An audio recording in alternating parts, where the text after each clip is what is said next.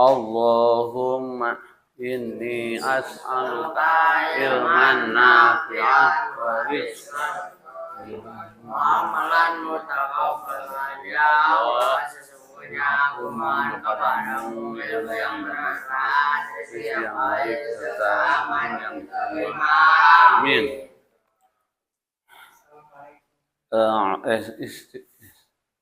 Cinta salaman. Assalamualaikum warahmatullahi wabarakatuh.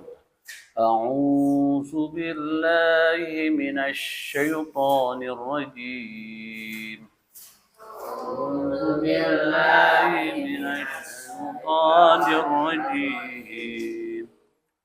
Bismillahirrahmanirrahim. Bismillahirrahmanirrahim. Wa ila madyana akhahum Syu'aiba.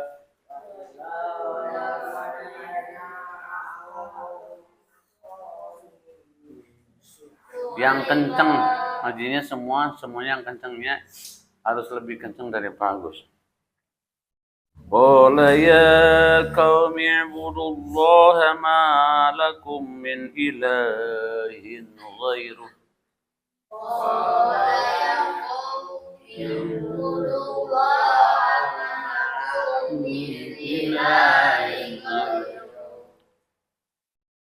Qad ja'atkum bayyinatun min rabbikum.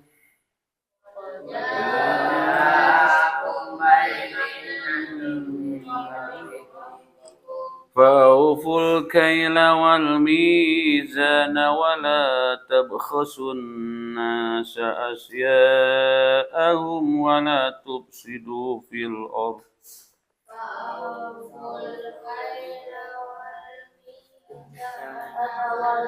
تبخسوا الناس أشياءهم ولا تفسدوا في الأرض بعد إصلاحها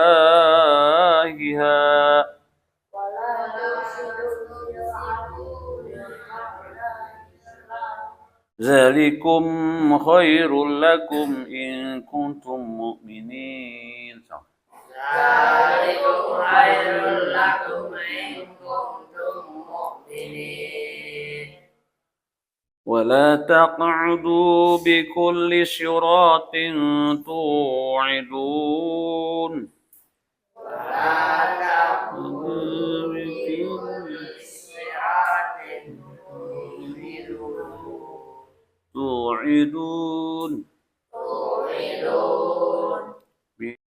وتصدون عن سبيل الله من آمن به وتبغونها عوجا ولا تعودوا بكل صراط توعدون وتصدون عن سبيل الله ولا تعودوا بكل صراط توعدون وتصدون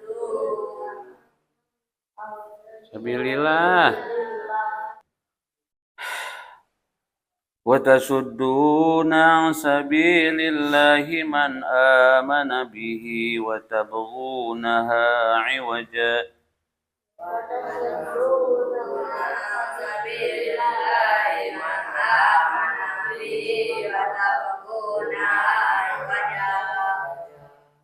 واذكروا إذ كنتم قليلا فكثركم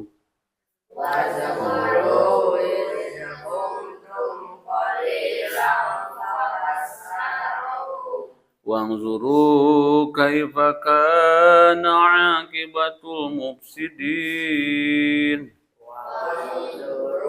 كيف كان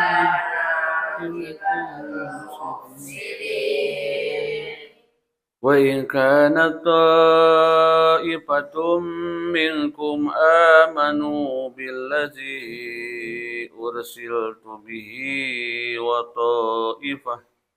إن كان طائفة منكم آمنوا بالذي أرسلت به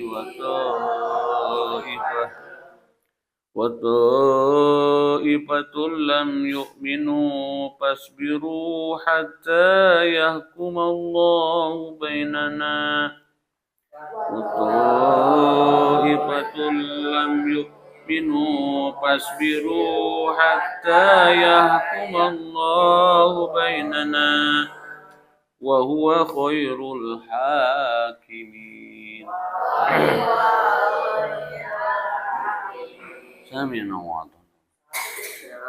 Jadi nama lain akhlak itu ya adab. Ya. Jadi akhlak itu kan nama secara umumnya.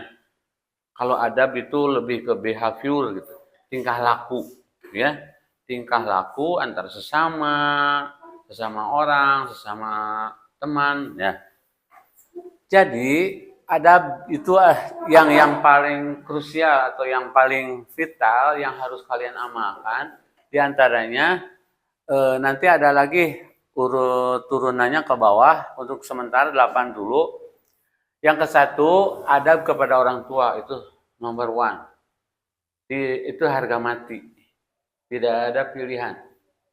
Seperti tertera dalam surat Al-Isra. Ya. Ya ayyuhalladzina amanu budullaha wa la tusyriku bihi syai'a. Wahai orang beriman, beribadah kalian kepada Allah dan jangan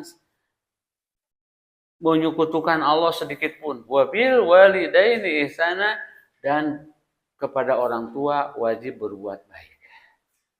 Jadi berbuat baik kepada orang itu seperti apa? Di antaranya adab. Adab kepada orang tua. Begini anak-anak, sebelum Paulus menerangkan adab, kewajiban orang tua, hak-hak kamu sebagai anak dari orang tua apa dulu? Dalam hal dikatakan hakul walid ala walad. Hak orang tua kepada anak-anak. Walid ya orang tua, walad anak-anak. Hakul walid ala waladi an yuhsina ismuhu. Yang pertama kali memberikan nama yang baik, ya. Jadi nama-nama kalian yang sudah disematkan oleh kedua orang tua, ya, Naufal, Akil, Habibi dan seterusnya, itu nama-nama terbaik yang diperoleh oleh orang tuamu yang disematkan kepada nama-namamu. Pasti itu paling is the best. Itu pertama. Ya. Jadi hakul walid ala walid an is hakul walid ala waladi an yuhsina ismuhu wa adabahu. Yang kedua mengajarkan adab. Ya, mengajarkan adab. Mengajarkan membaca dan menulis. Ya. Wal kitaba, mengajarkan cara menulis, membaca. Warimayata, mengajarkan main panah. Wasibahata, mengajarkan orang tua kepada anaknya berenang. Ya, wa an la yarzuquhu ila thayyiban, jangan hak kalian dari orang tua yang selanjutnya menerima rezeki yang halal. Jadi orang tua wajib tidak memberikan rezeki kepada kalian kecuali yang halal. Artinya kamu punya hak menerima rezeki dari orang tua kamu yang halal. Ya, wa an yuzawijahu idza adraka. Dan hak kamu yang terakhir adalah mengawinkannya apabila telah memperoleh jodohnya. Gitu. Jadi setelah dikawinkan oleh orang tua, kamu sudah selesai orang tua kewajibannya pada anak dan hak-hak kamu dari orang tua. Tapi hak orang tua dari kamu tidak ada limit waktu. Unlimited. Ya. Nih, 1 pada orang tua. Karena ridullah biridul walidain, wasultullah bisultil walidain. Allah senang apabila kedua orang tuamu senang. Allah murka apabila orang tua murka. Coba. Luar biasa kan? Jadi Allah itu memberikan kuasa kepada orang tua. Ya. Merendahkan diri. Jadi benar-benar merendahkan diri.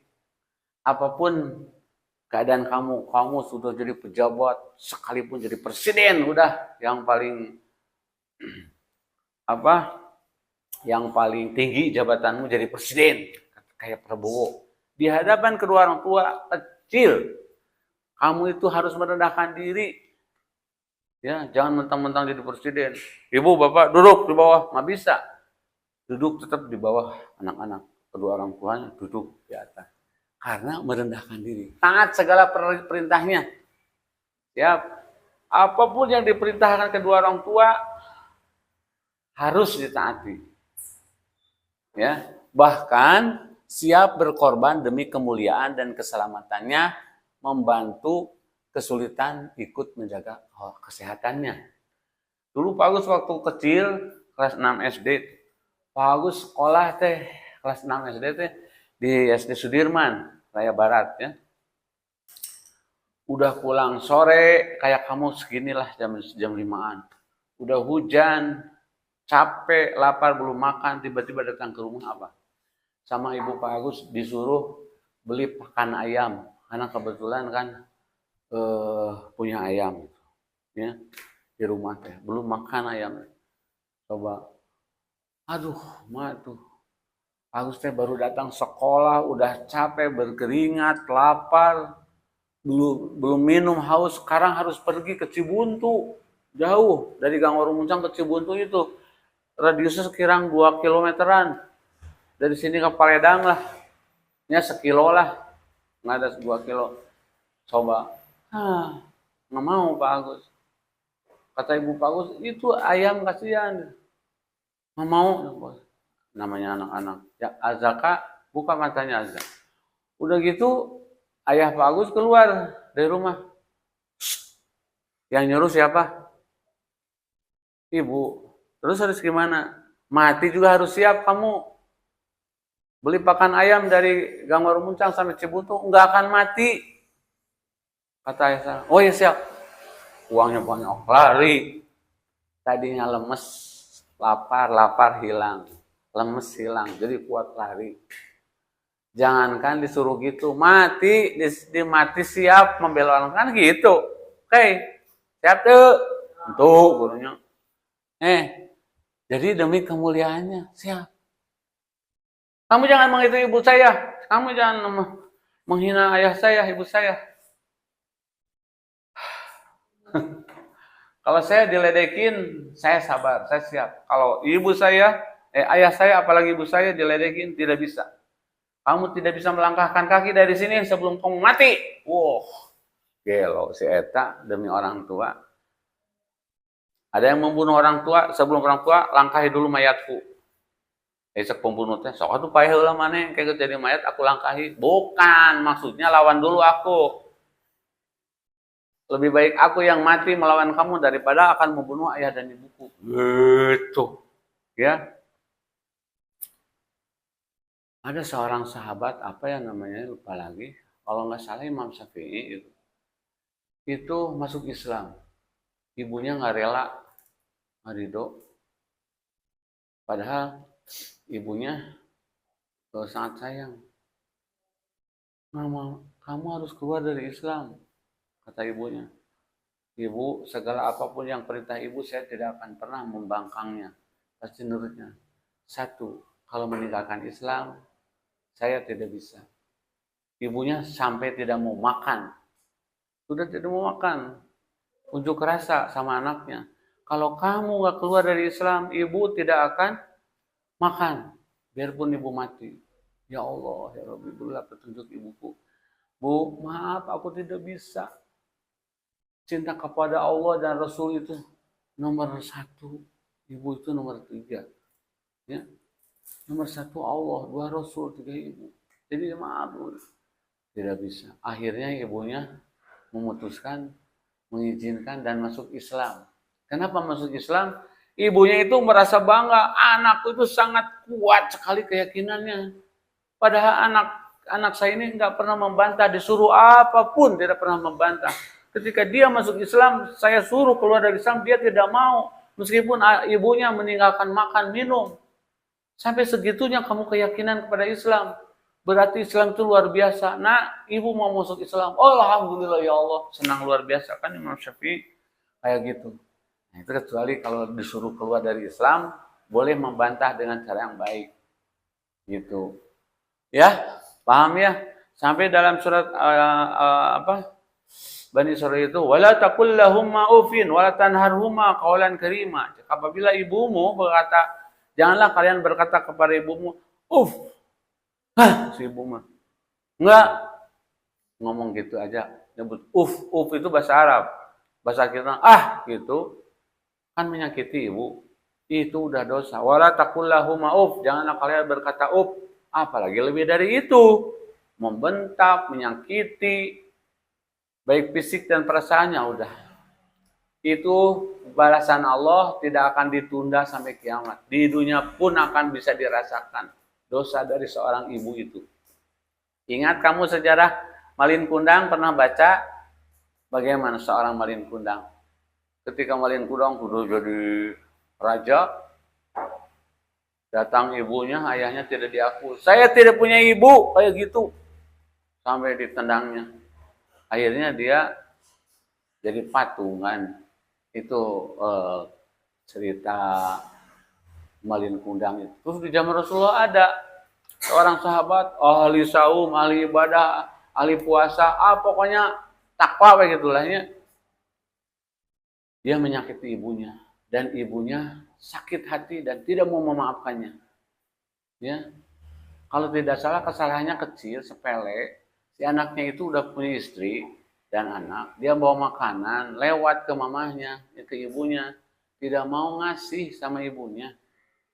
Demi anak dan istrinya, ibunya ditelantarkan. Sakit ibunya. Saya dianggap apa ibunya? Ibunya tidak mau memaafkannya. Hatinya, bukan dendam ya. Semacam, ya sakit hati gitu. Yang namanya sakit hati kan perasaan itu ya sulit dihilangkan. Meskipun seseorang yang sakit hati meskipun wajahnya tidak terlihat, tapi saya sakit hati, tapi tidak memperlihatkan. Pada satu waktu si anaknya itu sakit keras dan mau meninggal. Dan tidak bisa meninggal, sakaratul maut terus datang pada Rasulullah.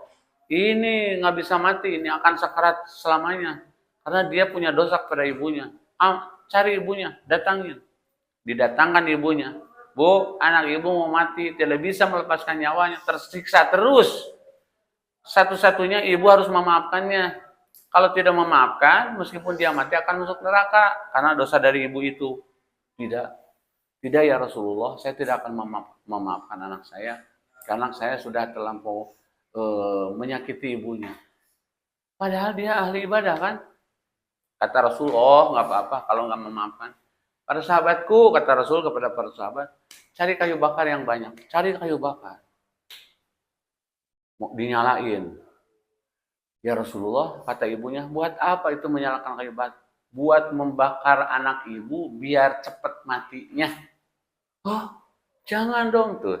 Ada sisi tidak teganya seorang ibu. Meskipun sakit hati, nyeri hati ku ibu, tetap ada sisi tidak teganya. Beda dengan anak kepada ibu kan. Kata ibunya, ya Rasulullah. Oh gitu ya Rasulullah. Iya bu, saya memaafkan dengan hati yang tulus. Terima kasih ibu, kata Rasulullah. Tidak jadi dibakarnya karena anak ibu sudah. Begitu ibunya mengucapkan memaafkan anak ibu, meninggal. Ya, itu kisah nyata itu. Dua adab kepada guru, kalimatnya akrim mustadaka. Akrim dengan hayyi beda. At-tahiyatu lillah, segala kehormatan bagi Allah. Ini akrim, mulia. Al-Mukarram, itu yang dimuliakan. Kepada Al-Mukarram, Bapak Agus silahkan untuk berceramah. Al-Mukarram, Al-Ustad, ajengan Al-Mukarram. Al-Mukarram yang dimuliakan oleh murid-muridnya disebut Al-Mukarram. Guru besar kita Al-Mukarram, Mama Ajengan Anu gitu ya. Nah, guru itu di bawah sedikit dari orang tua.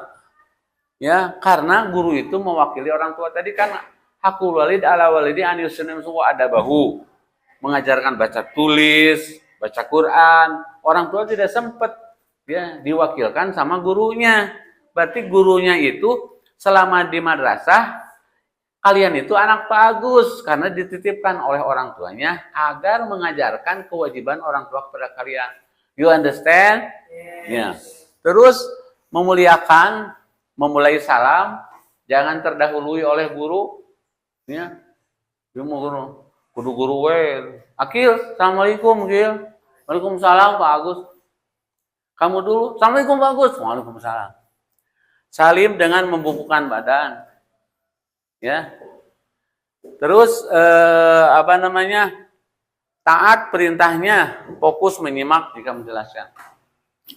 Kalau remaja itu usianya di atas 10 tahun atau 13 ke atas. Kalau 10 di bawah itu bukan remaja, anak-anak. Rasulullah Shallallahu Alaihi Wasallam apabila ketemu dengan anak-anak suka suntangan pada Rasulullah. Apa yang dilakukan Rasul kepada anak-anak itu? Tahu nggak?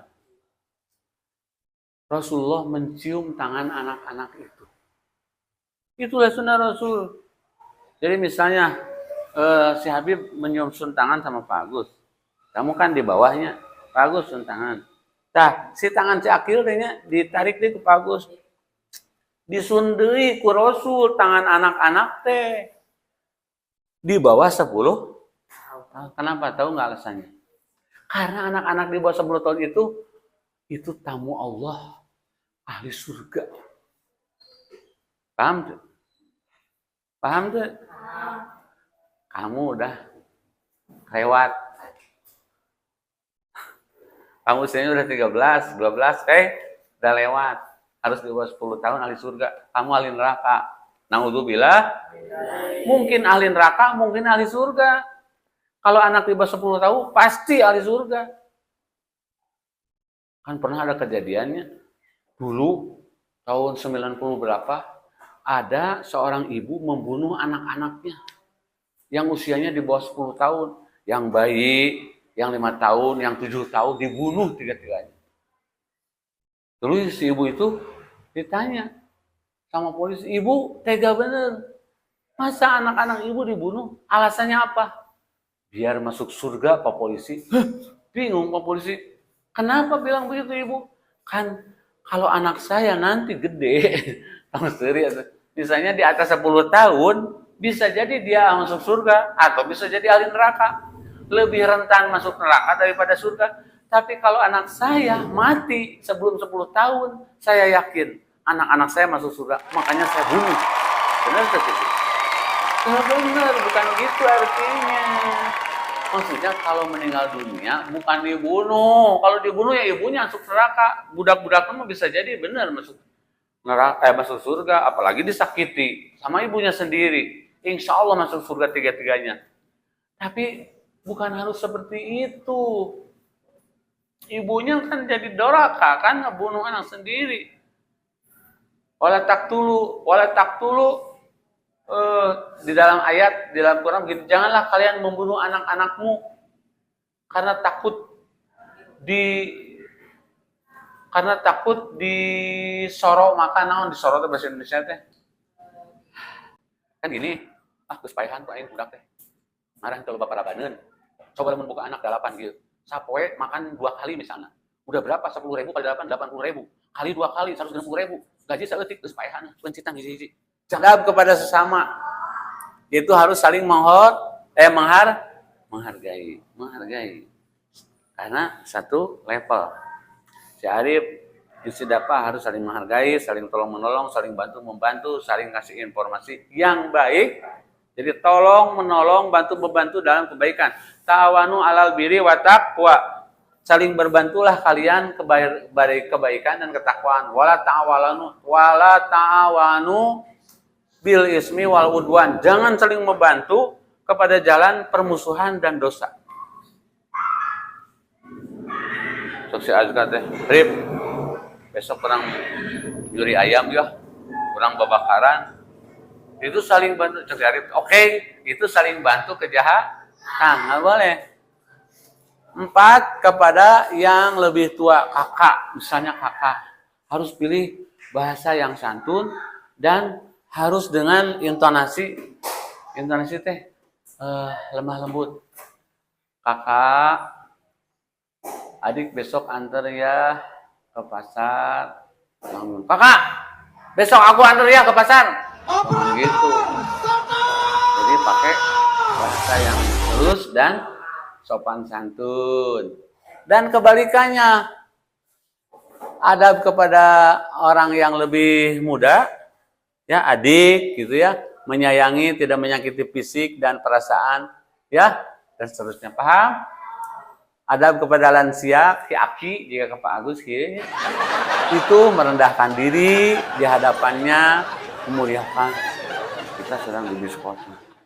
Ada lansia ini aki-aki diantep pun. Pura-pura teningali. Berdiri. Akhirnya ini makasih cucuku. Makasih ya. Iya kakek. Dia biar berdiri pegang. Di kereta api ke Garut itu Pak Agus pernah kehabisan kursi. Ya udah Pak Agus dia main di samping. Ada pemuda, Pak sini Pak, duduk pas lah. Biarin, nah nggak usah. Pak saya duduk. Nggak enak masa saya duduk di kursi, Bapak berdiri. Dia jadi berdiri. Makasih nak ya, jazakumullah katsiro. Amin. Pak, katanya. Itu adab. Oke? Ada berpakaian laki-laki 10 tahun, rapi, menutup, harus tahu situasi dan kondisi. Kalau lagi ngaji, pakai seragam. Ya, kalau sekali-kali boleh pakai kaos, tapi jangan dibiasain. Pakai seragam yang sudah ada atau baju koko yang rapi. Di peci itu tidak diwajibkan oleh agama, tapi itu termasuk adab. Karena dalam Al-Quran dikatakan, masuklah ke masjid-masjid Allah, ke tempat majelis ilmu, dengan menghiasi diri, kata Allah dalam surat Al-Maidah. Itu masuklah ke rumah-rumah Allah, majelis taklim dengan pakaian yang sopan dan yang sopan itu kan pakai peci. Kalau di Indonesia, kalau di Arab pakai sorban. Kita kan bukan Arab, disesuaikan dengan budaya masing-masing. Kalau di Turki pecinya jangkung. Jadi yang disebut adab itu menyesuaikan diri dengan kultur masing-masing. Ada berpakaian perempuan berbusana rapi, tidak ngetat, sesuai syariat, ya. Ada pakai jilbab, ngajaran nol. Kan beda deh ya tuh, ya. Ngerongsong. Ya, memancing maksiat. Itu ditinggali lebar, ditinggali wae sieun dosa, bingung kan? Akhirnya kieu juga saya juga ada. Gitu. Bujurna gede. Gunungna gede. Udah ditinggali. Astagfirullahaladzim. Cik atuh. Nya tong ditinggali wae tuh. Hese. Tuh, hese. Yaghdud bid absarihin, tundukkan pandangan mata. Bisa dipahami anak-anak? Kita pungkas dengan doa. Subhanakallahumma wa bihamdika.